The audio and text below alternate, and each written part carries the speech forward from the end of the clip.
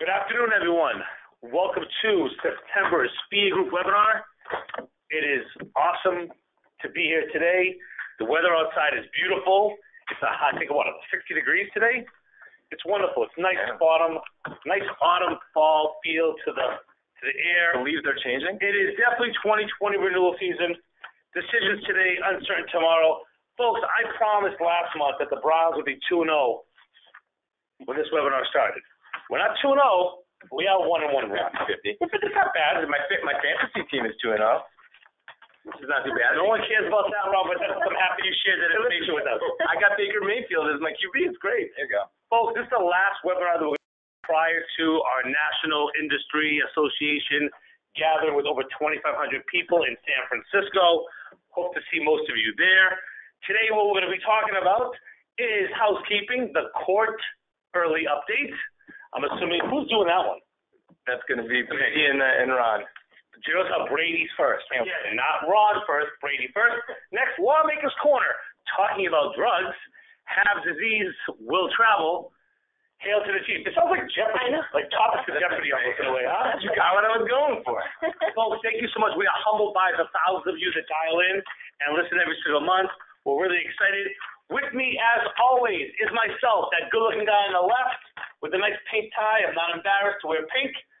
In addition to me, we have Ron E. Peck, our Executive VP and General Counsel. Say hello, Ron. Hello, Ron. As always now, our legal eagle, our political insider, the guy in D.C. on the street with great posture in that photo, by the way. Great posture. Brady C. Bizzarro, our Director of Legal Compliance and Regulatory Affairs, which is called what is it called? La Cara. It's like a foreign correspondent desk. La Cara. Say hello to Brady Bizzarro. Say hello, Brady. Hello, Brady. In addition, the only reason she's here is because you make us have her here. The numbers always pop up when Jen talks. Say hello to our Senior VP of Consulting, Jennifer M. McCormick. Say hello, Jennifer. Hello. Hello. Hello. Hello. I have a feeling one day she's going to say hello, Jennifer, and we're just going to freak out and not know what to do. Right? End it right there. Folks, as always, what motivates us every single day to come to work? Well, Ron and those guys, they do it for the money. But myself, why do I do it? Because healthcare costs too much. What do we do here? We try to make health benefits affordable. How and why? Because every hardworking American deserves access to high-quality, affordable healthcare. And the way we do it, folks, is by empowering your plan. So, with that, we almost have 4,000 followers on LinkedIn. I remember we had the hashtag Fire Matt. That's right. We got to save Matt's job. We're going to bring that back. I think we're going to bring that back. Matt has got us over 4,000. We've been at that 3,900 level for a while now. We're getting a little comfortable, too, I think. Yeah. I think so. It's going to be Matt, Save Matt's Job with 4,000 followers on LinkedIn. Feel free to follow us. We have some amazing stories. In addition, download our podcast. We have some amazing podcasts. Pat Santos is still, by far, the highest listened to, most requested podcast that we've done. You can listen on Apple Podcasts or on Google. What is that? Podcast. Google Podcasts. Oh, wow. They're really crazy with the names, huh? Yeah. Apple Podcasts, Google Podcasts. Okay. Keep it simple. Folks, next thing we want to bring up is Patient Defender. We are really excited about this product launching. All the contracts, et cetera, are coming out this week. We have hundreds of thousands of lives going to be joining it. If you have any reference-based pricing or if you have any balance bill issues at all related to your patients being balance billed, this is the product for you, for your clients, for your brokers, for your plans, and for the patients considerably.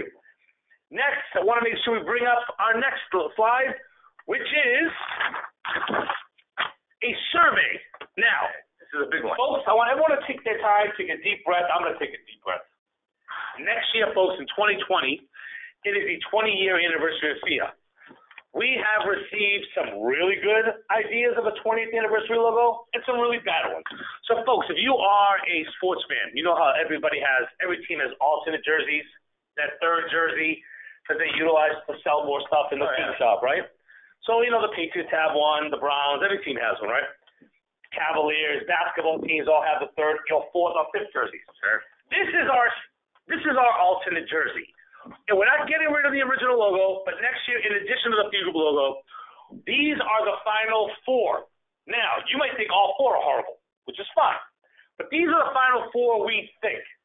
So we're surveying our staff, and we like to survey all of you as well.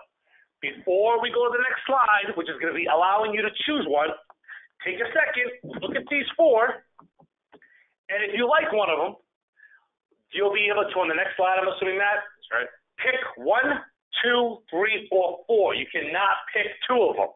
You cannot pick three. You cannot pick all four. Just pick one. Some of these were done by our internal marketing team.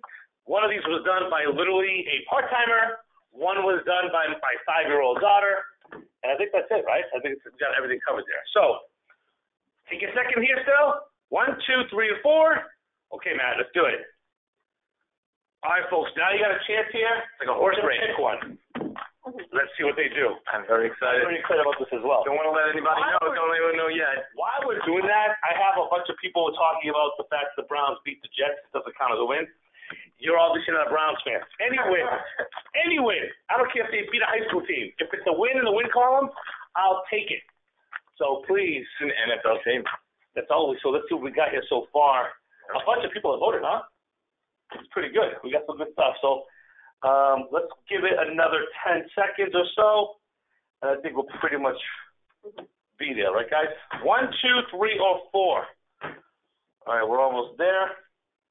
All right, we're going to close it at 5 seconds. 1, 2, 3, 4, and 5. And Matt, let's close it up. 73% of our audience has voted, which is still a lot of people. What do they pick, Matt? 2's the winner. 2 is the winner. Is that the one I designed? It is. I'm pretty sure it is, yeah. I think it's the one I designed. It's the one that won. Pretty interesting.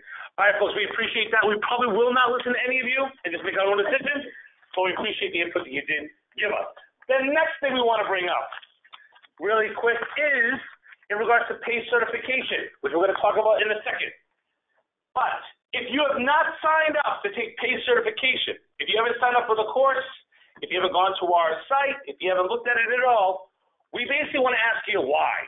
1, not enough time. You're just too busy. 2, it's too expensive. We're not going to tell them the cost. 3rd, I don't think I'm going to benefit from taking the course. Or 4th, and this is what I would think, a lot of people might say, I just forgot. Which one of them is it? And I think, again, not enough time would make a lot of, all of them make a lot of sense, I guess. Maybe not the one regarding the cost, but let's see what people say. We'll give that a couple seconds as well. While we're doing that, folks, I just want to let people know, so far in our pay certification program, here's the important thing. We've already had 82 people complete the training. 40 of them have been pay certified already. Of the people that were pay certified, just know, we so far, 60% of the new employers that have signed on to PACE, 60% are from people who actually passed and became, say, PACE certified, meaning more revenue already being generated for your organization. You have now moved that fiduciary responsibility to Phia, so you're helping your clients, and you've added a revenue stream to your organization. So 60% of all the new groups on PACE directly from those people who are certified on PACE. All right, we got enough there. So what is the answer here? 46%, not enough time. Ron, how long is it take someone to actually complete the entire certification? Honestly, you should be able to get it done in a couple hours max. Okay. Including the quiz. So now 7% of you I love is the cost is too high. Folks, just so you know, it's free. So 7%, if it's free, it's still too expensive. Talk about being cheap. Gotcha. How cheap can you be that if it's free, they think there's some kind of cap? Adam, time is money. Time is money. That's what it is. Time is money. So, folks, I got some people here telling us that they've asked for PACE information twice, still have not received it. So someone will be terminated today. Very good to know. So, Jessica, just so you know, someone will be getting their pay slip today directly because of you. Right? Everyone's laughing, but it's probably true, right? That's what we're going to end up doing. So, folks, if you're interested in it, obviously don't contact the people you've been contacting. Contact Ron or myself. All right, let's go. Next slide. Special shout out to Alexa Funk of Regional Care. Regional Care, folks, if you're out there, you got a lot to love in Scottsbluff, Nebraska. Sophia, I've been to Regional Care numerous times. Alexa is from Nebraska, loves riding her motorcycle. You know what? If there's a place to ride your motorcycle, it's Scottsbluff. I mean, you got hundreds of miles. I never forget the time when I went there I drove from Denver to north to Cheyenne, and then you go east.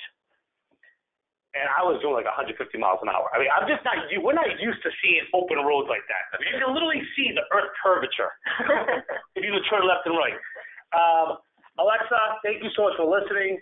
Sturgis Motorcycle Rally is an awesome thing. I've been to it, and we have an actual employee of ours who lives in Rapid City. Who is that employee that I know about? Pamela. Pamela Perret lives in Rapid City and also goes to Sturgis all the time. Alexa, thank you so much for listening. Matt will be sending you a big bucket of Phia stuff. You're going to get a goodie bag with a bunch of things in it. One of the newest things we have is now Phia beach towels. I don't know how many beach towels you need in Scottsbluff, Nebraska, but you know what? If you want one, Matt, we'll send her a beach towel as well. So, folks, with that, I'm going to turn it over to Brady. See, again, Ron, how you allow this to happen? Brady with our court early update. Brady, take it away. So from beach towels to courthouse, I like that. All right, so yeah, I just want to give an update to our listeners on what's happening with the latest in this Obamacare court case. So there's a picture of the beautiful courthouse building in Louisiana, where we expect any moment a decision to come out. Really not any moment, but it could be. It could be today. It could be in a few weeks. Most experts think that either the end of this month or in October, we'll see a decision reached by the Fifth Circuit Court of Appeals with respect to the case, which is now known as Texas versus Azar. So it's important because I feel like it's not in the news a lot lately, this case. It's sort of like happening in the background. But let's remember what this case is about. This case is literally challenging the constitutionality of the entire ACA. It's a case really that's 7 years in the making, ever since the original Supreme Court case, which upheld the ACA as valid because of the Congress's taxing power. You since then had congressional action which removed the tax associated with not having the individual mandate.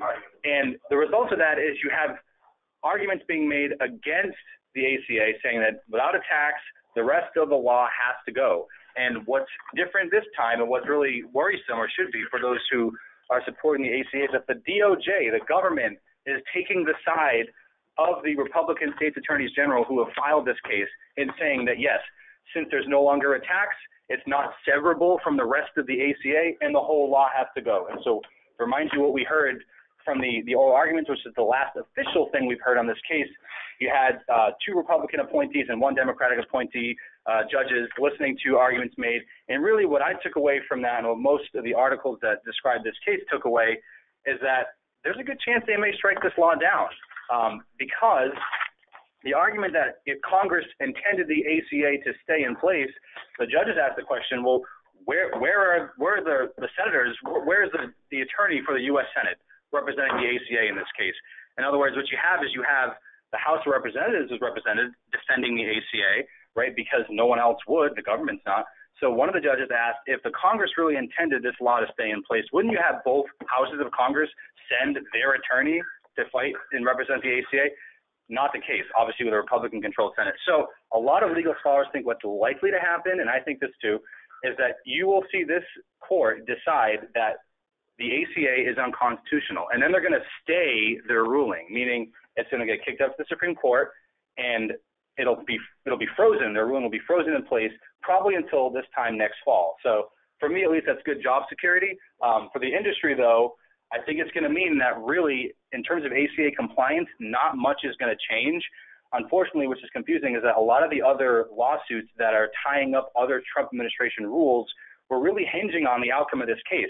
And if the outcome of this case is delayed by the Supreme Court until next fall, then a lot of these rules on association health plans or short-term plans, so nothing's going to get done. Rules. Right. We're going to be in this mess for a while. So buckle up, straddle in, and let's go along for the ride. So why does Brady say that it's job security? Wouldn't that mean we could just get rid of him for a while and bring him back when things start happening again? Well, I'm sure there are other things he could do for the year that we're waiting. I got it.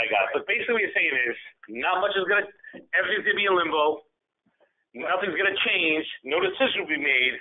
So people just have to keep on just being reasonable with their decision-making. Right. The decision that's going to be made by the Fifth Circuit, though, we will want to read that, and we will read that, because there's going to be things from that argument that we can take away that might inform how we think the Supreme Court's going to rule. When do you think that's going to happen? We think the Fifth Circuit case will come down either the end of September or sometime in October. That's the most likely time frame. So we'll see. Got it. So maybe this will be part of our October webinar, or maybe, and trust me, Brady's hoping for this, a special webinar just for this case. It's worth it. Where all 20 of you will listen and will dial in. Perfect. It's going to be a live Brady cast. All right. Now we're going to turn it over to Ron, and this is the earliest Ron has ever spoken on a webinar in about 4 years. Yeah, actually. 17 minutes in. Ron? Thanks for waking me up from my nap. Okay, guys. So reference-based pricing, RBP, other pricing methodologies, alternatives to networks. For a while, we were seeing pushback by providers more about the amount that they were being paid, okay? So they were challenging your right to use reference-based pricing as a pricing methodology. They were arguing that the amount they were receiving was too low.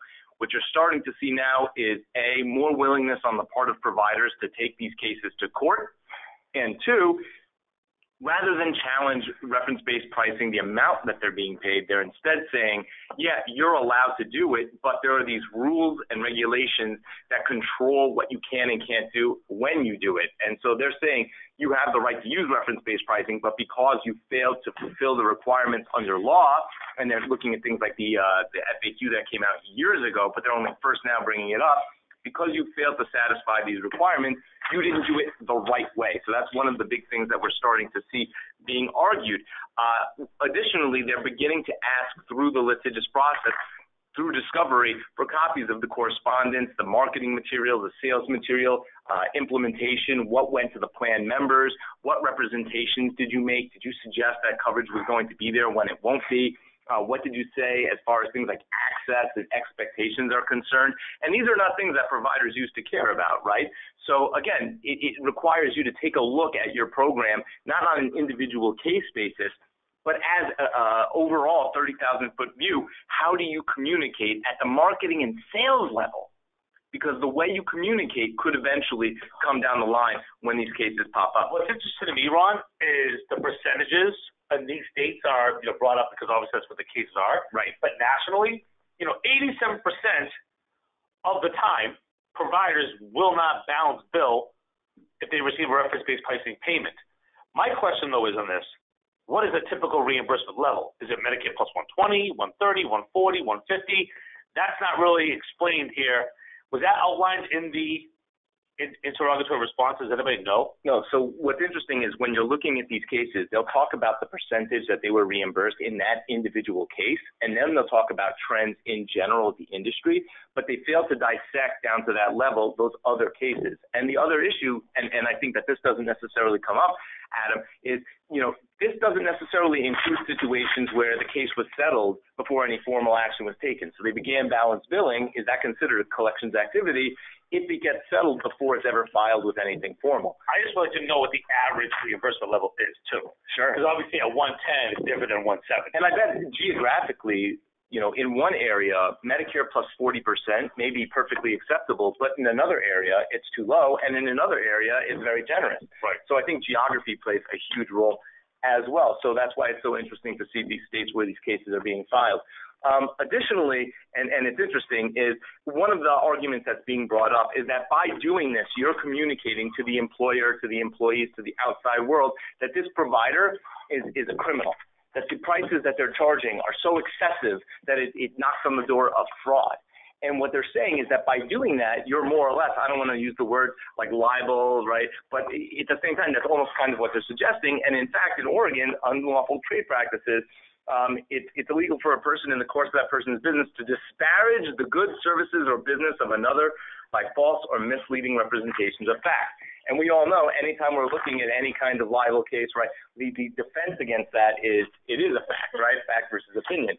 But also important, I think, is that it's okay to state an opinion as long as you're not, per these terms, and they're a little broad, disparage another person's business. So I think that's one of the big questions that are going to come up as well. But examples of some of the things that are being pointed out as sort of inappropriate, the way that it was presented to these people, are you disparaging the provider that they had already been paid fully and properly. Okay, so what does that mean? That doesn't sound like to me, A, that you're disparaging, or B, that you're misstating facts. You're basically saying that per the terms of this plan, we paid per the terms of the plan. So I think it's more about interpretation than anything else. Then when they talk a little bit about the provider is excessive and unreasonable charges, what does excessive and unreasonable actually mean? Are you as part of that statement saying based on the following parameters, right, versus just a broad sweeping statement? And secondly, to whom are you saying this to, right? So that's another issue that's going to pop up. Are you actually interfering with the business? Historic Medicare cost to charge ratio data relevant, what you're obliged to pay. Again, stating what Medicare would or wouldn't pay, that's a fact, right? Now, whether you think Medicare underpays, overpays, doesn't pay, I don't care. The point is, if your argument is this is what Medicare pays, that's a fact. So like it or hate it, right? But that the amount that they routinely are paid and accepted for such services, again, when you say that, what do you mean? Routinely paid and accepted by our plan? That may be a misstatement. But if you say in general, including as a payer, Medicare, in-network carriers, things like that, again, so these terms are so broad and sweeping, you would really need to hone in and focus more on the details of the context in which it was presented. So I think that you're going to find that as these arguments are being made by providers, those are the defenses that we're going to have to put up. And like a good tennis match, the ball's going to bounce back and forth until somebody slips up. So we'll keep an eye on these and let you know how it goes. And I promise this will continue to be one of the topics we talk about during our podcast and future webinars. And I think that's why it's really important to look at the patient defender service as an option with these cases, because, folks, even if we win, let's say a patient is sued, and now our law firm that we work with defends them, and we win the case. When that provider appeals, guess what? This also is covered. The appeal is covered by our law firm to ensure that if there is pushback or an appeal by a provider who happens to lose one of these cases, that we're still there to defend that patient and the decision. Yeah, I'm glad you bring that up for a couple of reasons. One, I think these providers are becoming more bold and more willing to be litigious. And at the same time, a lot of the arguments that haven't been made in the past in court in this format are now being made. So you need somebody who's actually tracking this, because if an argument comes up a year from now, whereas in the past it may have been the first time anyone made that argument and you just need to get creative, now doing the research and understanding what precedent has been set in other courts is going to be more important because it's all being litigated today. Another issue tied to not necessarily reference-based pricing, but the concept of balance billing is the surprise balance billing. And, our friends over at SIA and the Government Relations Committee, they actually shared an update with us. I think I also saw that SPVA put out an announcement about this. Everybody's tracking this. They're looking to see what is going on here, what's going to happen. And originally, there were some proposals out there. I know we've talked about it in webinars and podcasts in the past, baseball arbitration, 4-star mandatory arbitration, using in-network rates to sort of set a threshold that you have to pay if there's no agreed-upon amount, quantum merit and fair pricing based on objective parameters. All these ideas that have been thrown out there, ultimately, different entities favor different approaches, obviously. And what you're seeing now, and we're finding out, are that these physician-backed coalitions have spent nearly $23 million advocating for either no action, meaning don't do anything, it works fine the way it is, which I don't think that's going to fly, because everyone on both sides of the aisle think that this is an opportunity for a bipartisan win. Right, but there still hasn't been any action. Right. That's true. So I guess and also, secondly, money walks, right? Secondly, is $23 million a lot of money? I was going to say that. In the world, I expect a lot more than that. Well, I'm glad you bring that up. Oh, Ron, you made it sound like $23 million is a lot. He did. I think. You know what, guys? Sorry, Brady. Sorry, Adam. Not all of us can say that. $23 million is not a lot of money to me. Right. And Brady was in your basement. Right. But and it's interesting you bring that up, because guess who just joined the fray? The private equity firms who have financial interest in these provider groups. Those damn private equity firms. Good. So that's where the real money is at, right? That and specialty drugs. So anyway, so moving on. But where do we stand with that as an aside? So members of Congress they at least are expressing concern over this issue. Like I said, during this time of sort of these battles between Republicans and Democrats, they look for all the bipartisan wins that they can get. And this is one of those things where I think Republicans and Democrats think if we can do something about this, and we all agree, it'll make us look good. It'll make us look like we're doing our job. Well, let's hope that something happens. Obviously we have a SIA, while you're at SIA, Ron, there'll be a government relations meeting there, I'm assuming? Informal, yeah. Right. So the whole point is you guys at the end of the day, early October, it looks like they'll have some more information out there. So hopefully by our next webinar, we'll have more to add. But right now, all is silent in regards to any further legislation. That's right. And if you're interested in hearing sort of what SIA's position has been and what industry members' position have been, it's probably the same as your position on this, frankly, is that we can't let either networks decide what the fair price is going to be, and you can't allow a judge to basically have to pick either the low or the high. You know, there should be some ability to find some middle ground, and other parameters, objectively fair parameters, need to be used. If you want to see what the policy summary is, you know, you can feel free to reach out to SIA, and they'll share that with you. This is important, I think, not only for if you want a copy of the actual, you know, summary, the policy summary, but if we're trying to encourage all of our listeners to actually proactively reach out to their congressman or woman and talk about their position to try to get, because obviously the more noise or the more phone calls or emails or correspondence that congressmen receive from their constituents, the more potential there is for them to actually act upon. Yeah, and you know, it's funny, and with the election coming, and we'll talk a little bit about the candidates later on, but you've heard people say that if you don't like the person who wins the election and you didn't vote, you don't really have a right to complain. It's kind of the same thing here. If you're not happy with the way things are going, but you haven't actually raised your voice or made your opinion heard, right, you know, you're letting other people do the work for you. You should allow yourself to be heard. Well, now we're going to be turning it over to Jen McCormick, who loves to talk about pricey and expensive things, just like her wardrobe. So Jen, take it away with the pricey pills discussion. Oh, man. All right. Talking about drugs for 400, please. Just kidding. All right. So there are a lot of really interesting things that we're going to talk about in the context of drugs and pricing. And the good news, we're going to go over everything at a high level. The even better news is that during the next webinar, we're going to get into the weeds a little bit about some of these things a little bit more. All right. So the first thing that has become increasingly popular to discuss as it is getting closer to renewal season is how to address these high-cost drugs. So it is not new news that a plan is considering, contemplating, investigating the potential impact and opportunity to specifically carve out or exclude specialty drugs. That's not new to the conversation. What is new to the conversation is talk about gene therapy. And at first, the only thing we know about gene therapy is similar to specialty drugs. It's expensive. It costs a lot of money.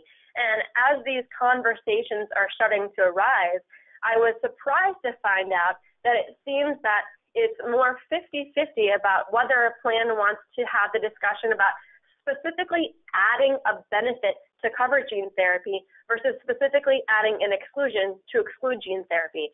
And gene therapy can mean a lot of different things, but from my non-scientific background, it's essentially just introducing a new gene that can help to protect, to shield, or to address a particular malfunction or broken gene that might exist. So since there are so many different opportunities for gene therapy, whether it's targeting a particular disease or a diagnosis, surprise, some of these are still considered to be experimental and investigational. Some of these may not necessarily be medically necessary. And even more than that, the cost of these can be so expensive.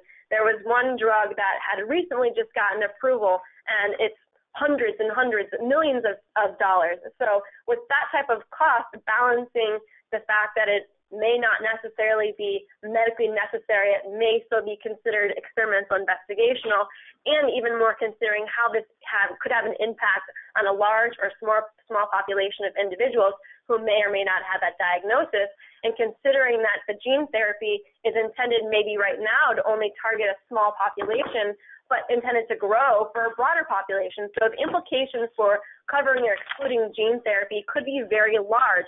So this is a conversation that you should be having, because it would be very surprising to me if you had a document right now that specifically addressed this as covered or excluded either way. The next thing here is about some Medicare reporting. So we've talked about Medicare Secondary Care Act requirements before. We know that you're not allowed to discriminate against certain individuals based on their Medicare status.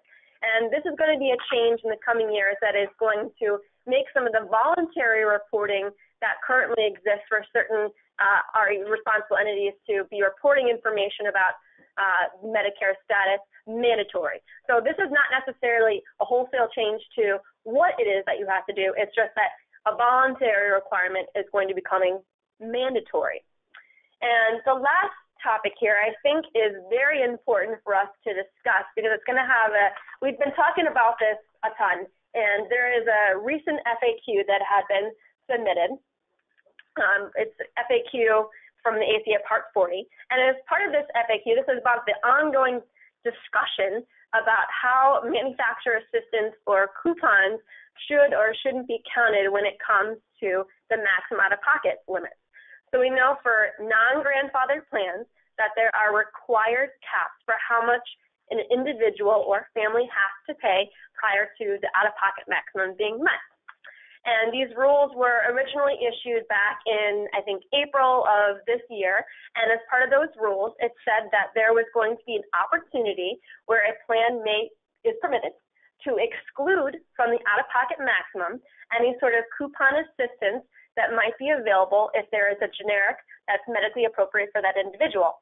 Great. There's a lot of questions about it because it really was targeted at saying that.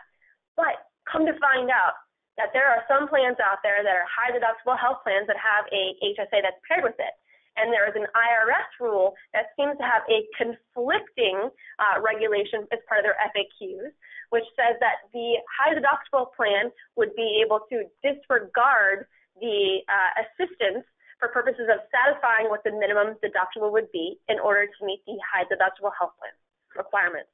So only realizing that there was this existing rule that the IRS had issued and knowing that there's this new rule, there's a lot of ambiguity out there, right? So we can't have two rules that are in conflict with each other.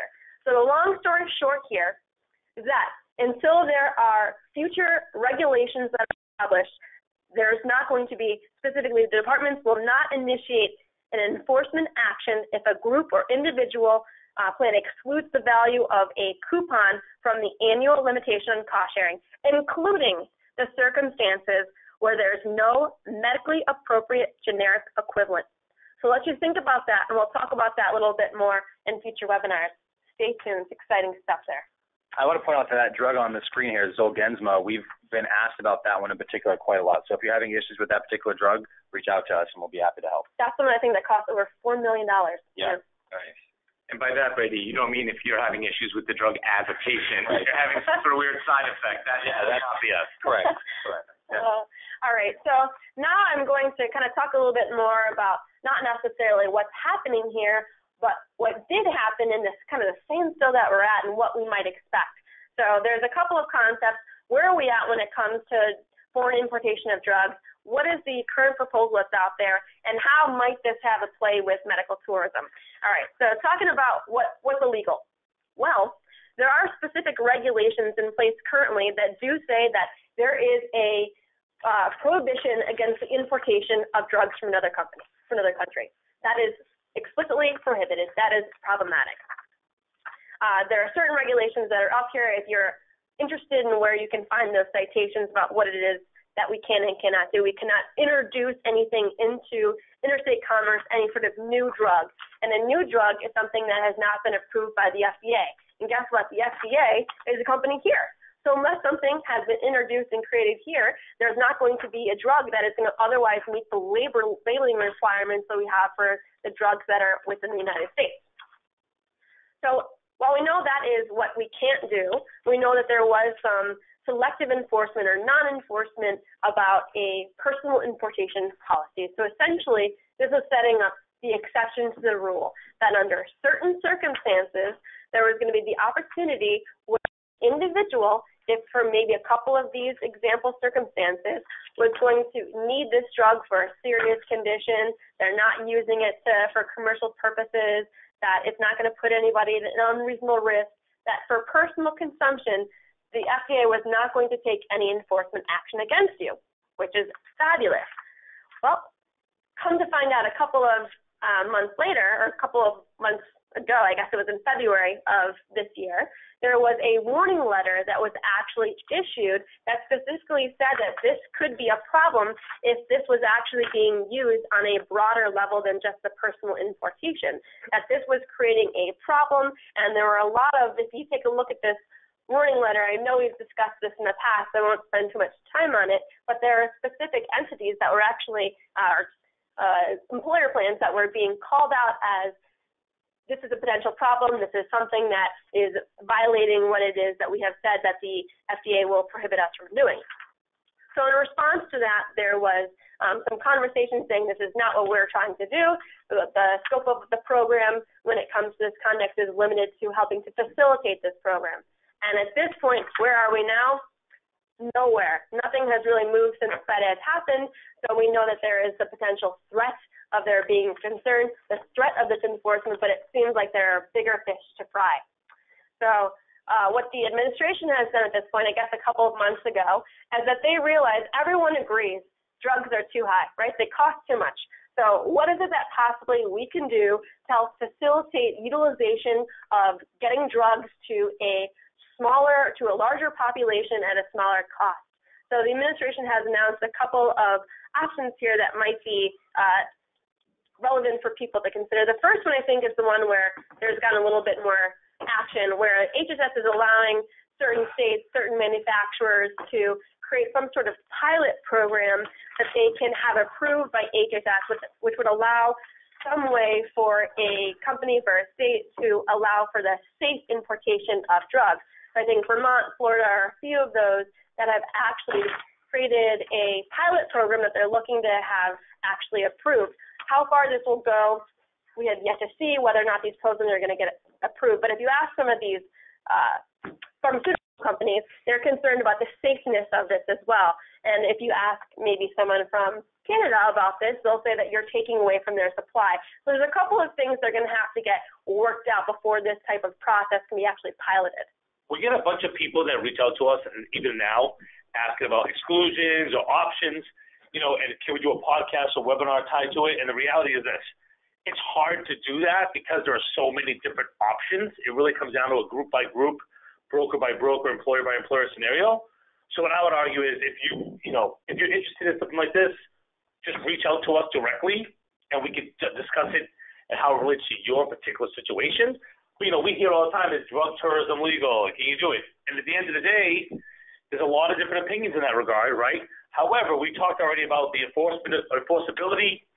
We talked about a lot of these things, and I know that's some of the stuff that we're going to be discussing.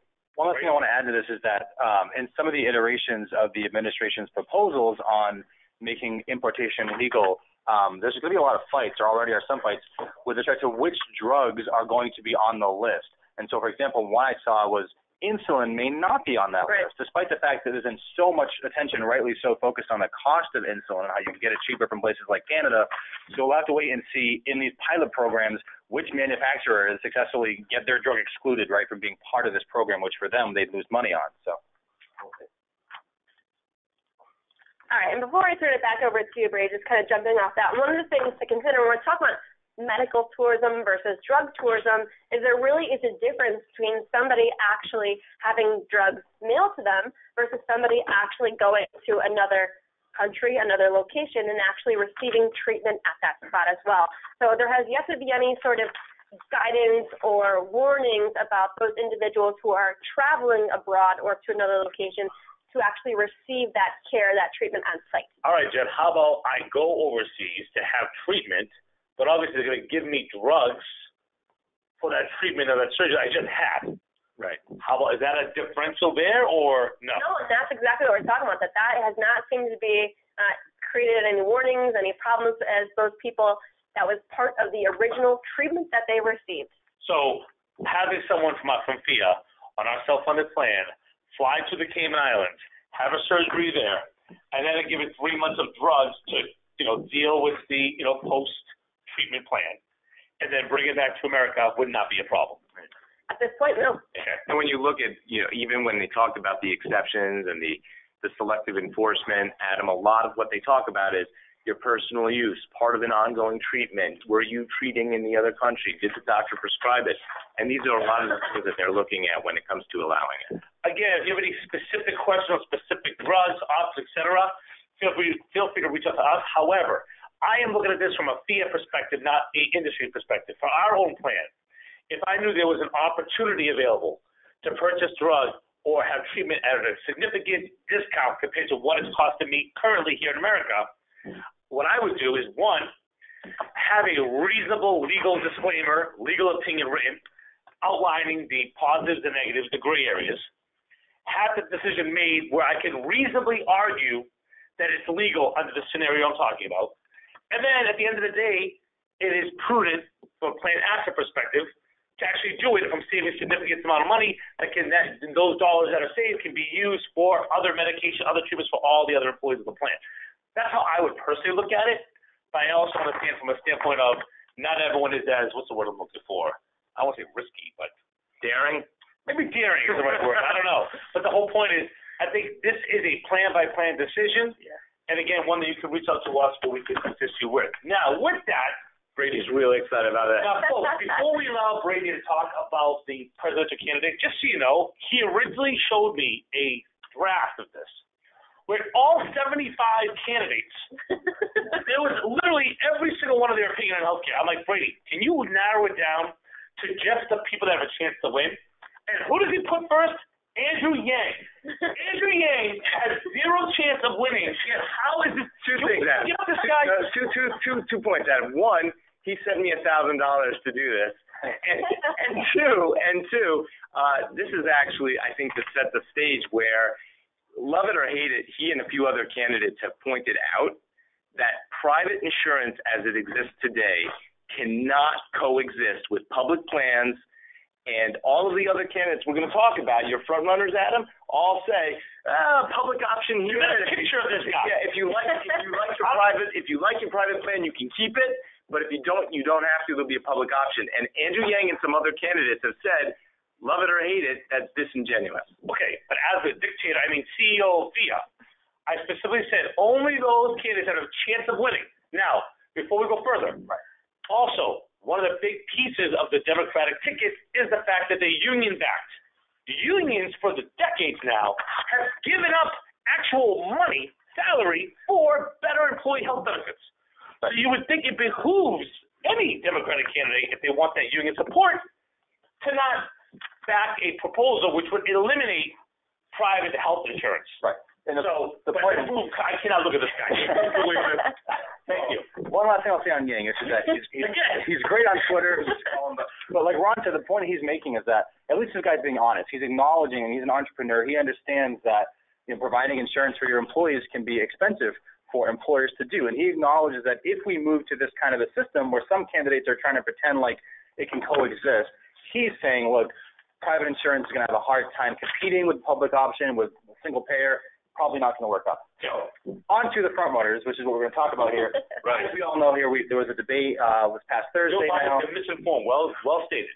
Yeah, there's a moniker for him. But the last debate, they spent really a good chunk of an hour, almost an hour and a half, talking about various iterations of their healthcare plans. And so what we tried to do in the next few slides is to just group them into buckets based on where they stand and explain sort of what the positions are. So Joe Biden, who is the front runner by all accounts in the media right now, is not in favor of these iterations of Medicare for All, and I think supports really what you could call ACA 2.0, which he's trying to pitch as a moderate approach to the country, at least, that he wants to improve upon the successes of the ACA and really add what was intended originally to be part of the ACA, which was the public option. Remember that they didn't make it into the final iteration of the law that eventually passed by the skin of its teeth back in 2010. So basically, getting back to the point here, right? Right. Yep.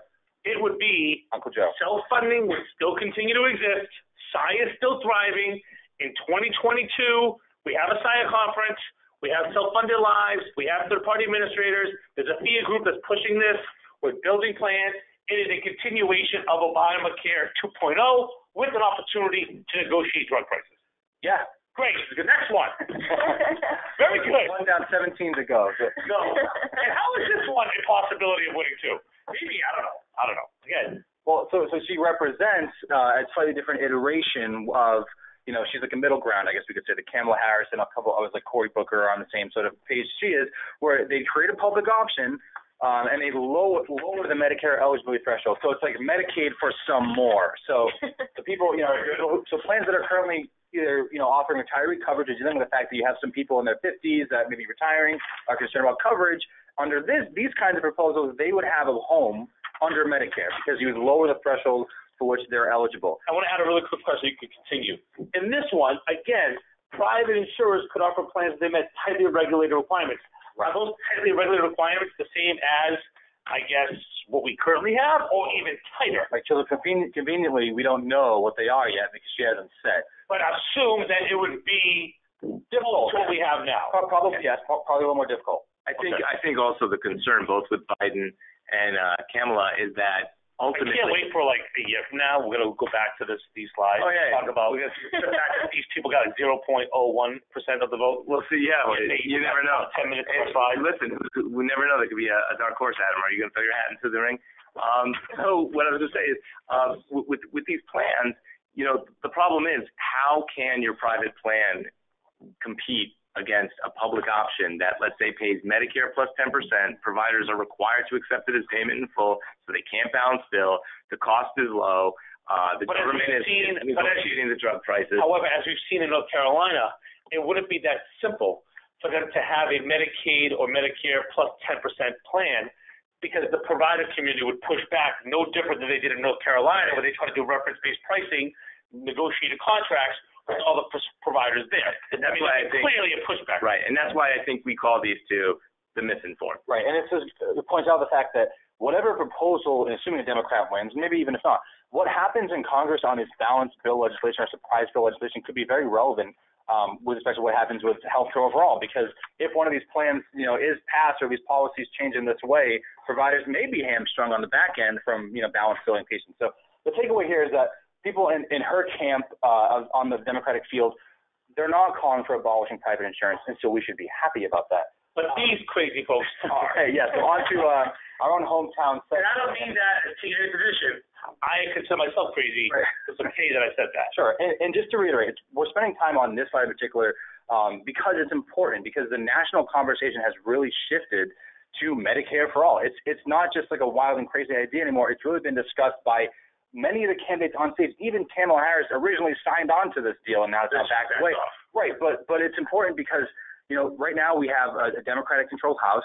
Who knows what will happen in the Senate next year? And so this conversation is important to have, and for us to make the case for why we think employer insurance is a good idea. So a couple of notes on the plan Medicare for all, why people are how they're attacking it, and why. For one thing, it's going to cost approximately $30 trillion over 10 years. And that's a lot of money. I want everyone on the webinar to close their eyes and think about their experience when they go into the registry of motor vehicles, right?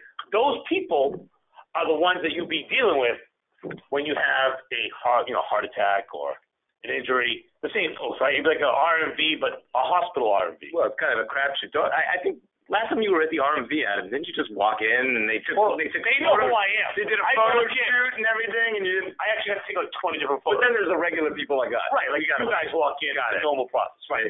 But just so I understand, if this happens, we don't have work. Right. Over 4 years, the goal is to end private insurance. For just 4 years. So that would. Then we all just retire. Some of us maybe, but that would be very problematic, obviously. But look, why this is appealing to people is because what this proposal calls for. Yes, it would impose a 4% tax, but the pitch is you will save more. You, the consumer, will save more because you'll have no premium or no contribution, no deductibles, no copay, no coinsurance. And so they're saying that if you look at, and this is the line that Warren has taken very smartly, it'll cost people less, even though they're paying a little bit more in taxes. And that's what should concern providers, frankly, because this is the problem here is that the prices are too high. Everyone acknowledges that.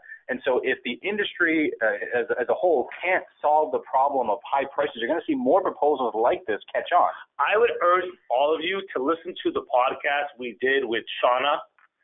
What's her last name? Mackey? That's right. It was Shauna Mackey here at the Phia Group regarding her experience living in London for a year. Yeah. And how she had her own private health insurance. Yep. Whereas all the other women in her group of people that, her neighbors, her friends, et cetera, and what their experiences were delivering a baby at a local hospital compared to hers, she couldn't believe it. That's right. And she said part of the reason why it works over there is because they don't know what the alternative is. Correct. That's obviously would not be the case here in America, right, where people obviously know what they have now, for better or for worse, and then if they went to Medicare for all, understanding that it's not what they actually had previously. And another thing, when you talk about, the cost being borne by taxpayers, I did hear, Senator Warren indicate that middle-class Americans wouldn't be taxed or wouldn't pay much more. But it is funny, guys, and as we talk about the next candidate or the candidate sheet here, Kamala Harris, when we looked at her slide before, she indicated that the middle-class Americans would not have to pay taxes, and then she defines middle class as somebody who's making less than $100,000 as a household, meaning if you and your spouse are making $50,000 apiece or more, you're upper class. And so one other thing that I think isn't really coming up is when people are saying, well, middle class this, middle class that, they're not defining what the middle class is. And so that's another thing that I think is relevant, is that when they're talking about who's going to bear the cost of this, and they say the middle class won't bear it, don't assume that they're talking about you. Right. And one other key buzzword here mentioned is one of the best attacks against these proposals is the word choice. A lot of Americans have coverage through their employer, and they like their coverage, and they don't want to be told that they have to get rid of it. So I think that's going to continue to dog these candidates as they push Medicare for all going forward. So as many of you guys know, I serve on the board of directors for my kids' school, and last night I was at a board meeting, and it ties into a lot of this discussion. They have a high deductible plan for their teachers, and when I was talking to the principal last night, she said when they're trying to recruit or retain employees, many times what they have to actually do is give a bonus on the salary equivalent to or a little bit more than the deductible just to entice the teachers to stay. Gotcha. So what's happening is they have a $5,000, $4,000 deductible plan. They're giving the teacher, in addition to their normal raise, an additional $4,000 to $5,000 to cover that out of part of the deductible in order to make it reasonable. How crazy is that? So it comes out of your left pocket instead of your right? Right, but they can't, if they had a deductible of zero, the cost would have been higher. They're fully insured, they're not self-funded. Ah, okay, So that's a problem. Yeah. So, but I think this is a great slide for everyone to know. You got two Democrats on the left, way on the left, on the healthcare situation. You have an option, which is, I guess, what we have currently, right? Well, the public option would be the addition of a government-run program, but it's going to compete against private insurance. I'm curious to see how that we have shakes out in place in Washington State. I'm curious to see how something like that shakes out, because they want to do that at the national level. Right, and this is the takeaway from this slide really is, look, although on the far left we have these proposals that are unlikely to be serious, like most things in politics, you usually try to get more than you're really going to end up with. So that's why it's worth having this discussion, because even a public option could be destabilizing in our industry. So it's worth discussing, all the options on the table, because we might end up with something that's a little more in the center. And Joe Biden, who is the moderate candidate, is calling for the addition of a public option, which, again, if introduced, could be a bit destabilizing. Now, before we go to the next slide, I want to make sure we have a bunch of people that ask us questions. A lot of brokers have asked questions regarding legality or potential liability, potential fiduciary breach, regarding the drug importation, regarding telling their clients what to do about drug costs, telling their clients what to do in regards to reference-based pricing. Here's a short answer. The answer is this. Brokers are not looked upon as brokers anymore. They're clearly looked upon as consultants, advisors, experts. So anytime you're advising someone to do something, you potentially have the risk of being looked at breaching a fiduciary duty. So what I would argue is, if you're a broker and you're getting paid for expert opinion, paid for expert advice, there's always that possibility where if someone could actually state that the reason why they did X was because you advised them to, there's a potential that you could be sued on that. So I don't know if any of you guys want to have a comment on that, but we get that question a lot, and I think too oftentimes people don't realize that they're not just pressing buttons, they're not just an administrator. They actually have to make some important decisions for the plan, even though they're trying to tell the plan it's really the plan's decision. Yeah. Where, you know what I mean? I do know. And I mean, Adam, decades ago, employers who self-funded were more willing to make decisions themselves. I think you're finding a lot of employers now, they're looking at self-funding as an affordable way to provide health benefits, but they don't want to make the decisions. And so you're going to have to make a decision as an advisor, as a consultant, as a broker, as a TPA. Am I going to forego that new business, or am I going to step up, put my neck out there, and take it on? We're often asked to do a disclaimer to, try to avoid any of that liability. But regardless of how big the font is, if it walks like a duck, it's a duck, the whole story. So just be careful there, but also feel free to reach out to us if you want to discuss it. Folks, that's all the time we have for today. We truly appreciate you all reaching out. Our next webinar will be right before Halloween, a week before, October 23rd, 1 o'clock Eastern Time, and I promise you'll be a great one again. So, folks, again, we're humbled by the thousands of you that are listening every single month. please reach out to us if you have any questions. But on behalf of Jen McCormick, Brady Brazow, Ron Peck, and myself, Adam Russo, thank you so much for joining us in this webinar. See you in a month.